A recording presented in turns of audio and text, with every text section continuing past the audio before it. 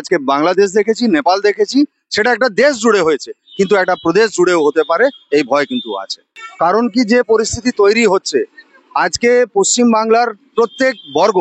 সে শিক্ষক হোক, ছাত্র হোক, যুবক হোক, মহিলা হোক, তারা সবাই কিন্তু আজকে এমনভাবে মানে উত্ত্যক্ত হয়ে রয়েছে যে কোনো ছোট্ট একটা স্পার্ক, যে কোনো একটা মানে এমন কোনো হুজুগ বা কোনো এমন একটা কন্ট্রোভার্সিয়াল কিছু যদি হয়, তাহলে এই সমাজ কিন্তু মারাত্মকভাবে রাস্তায় নেমে যেতে পারে, এবং এটা সামাল দেওয়া এই শাসনের হাতে পক্ষে কিন্তু অসম্ভব হবে। কেন কি, তার সাথে সাথে এই আন্দোলন হয়তো জন আন্দোলন হতে পারে, কিন্তু তার সাথে সাথে বাইরের যে শক্তিগুলো, যেগুলো আমরা দেখেছি বিগত, যেমন আর্টিকেল 370, 35A এবং সিএ নিয়ে যে আন্দোলনগুলো হয়েছিল, এবং সেই আন্দোলনগুলো কারা করেছে, এই আন্দোলনের মধ্যে যুক্ত সেই বাইরের শক্তি, যে রোহিঙ্গিয়া এবং বাংলাদেশি মুসলিমরা যারা এখানে ভারতবর্ষে পশ্চিম বাংলার এই যে বর্ডার যে জেলাগুলো, সেখান থেকে যেইভাবে ঢুকে এবং সারা ভারতবর্ষে ছড়িয়ে গেছে, এবং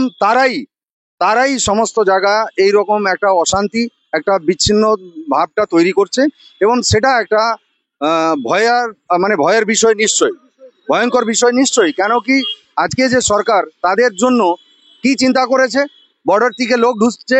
এখানে এসে আধার কার্ড বানিয়ে নিচ্ছে, এখান থেকে ভোটার কার্ড বানিয়ে নিচ্ছে, এবং জন্ম প্রমাণপত্র পর্যন্ত বানিয়ে নিচ্ছে, এখান থেকে সমস্ত ডকুমেন্টস তৈরি করে পাসপোর্ট বানিয়ে তারা ভারতের থেকে যে কোনো জায়গা সারা বিশ্বে চলে যাচ্ছে। ভারতের পাসপোর্টের একটা মান আছে, নাম আছে, সেই নামটাও কিন্তু ধ্বংস হচ্ছে এই বাংলাদেশি রোহিঙ্গা মুসলিম যারা ভারতে অনুপ্রবেশ করে ভারতের সমস্ত জায়গা যেইভাবে দখল করে বসে গেছে। এটা একটা ভয়ঙ্কর সিনারিও। কেন, এরা যখন ঢুকেছে তাদের জন্য কোথায় থাকবো, কি থাকবো, তাদের কিছু ম্যাটার করে না। আমাকে ভারতে ঢুকতে হবে, ভারতের ডেমোগ্রাফি এবং পপুলেশনকে চেঞ্জ করতে হবে, এই চিন্তা ভাবনা। কেন কি, যে কোনো সময় তারা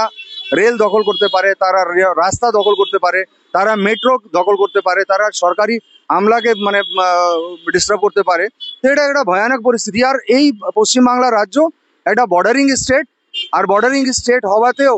যেইভাবে একদম নিরঙ্কুশভাবে কোনো আনকন্ট্রোল যে জিনিসগুলো চলছে, এটা কিন্তু পশ্চিমবাংলার ভবিষ্যৎ অন্ধকারই দেখা যাচ্ছে। আমি আশা এবং বিশ্বাস রাখছি যে আগামী দিন খুব শীঘ্রই কেন্দ্র সরকার এটার বিষয়ে কোনো একটা কড়া পদক্ষেপ নিয়ে পশ্চিমবাংলার বর্ডারিং যে ডিস্ট্রিক্টগুলো আছে, যেখানে ম্যাসিভ ডেমোগ্রাফি চেঞ্জ হয়েছে, সেইগুলোকে পদক্ষেপ নিয়ে সেই ডেমোগ্রাফিকে আবার ফিরিয়ে দেওয়ার সিদ্ধান্ত কিছু নেবে, যাতে বাংলা এবং বাঙালি এবং ভারতের নাগরিক সুরক্ষিত এবং সংরক্ষিত থাকতে পারে। কেন কি, অনুপ্রবেশ যে কোনো দেশে যদি হয়, এবং আমি ধন্যবাদও জানাই কেন্দ্র সরকারকে যে ফরেনার অ্যাক্ট যেটা পাস হয়েছে বিলটা, তার মধ্যে যে 5 বছরের জেল, 5 লক্ষ টাকা জরিমানা,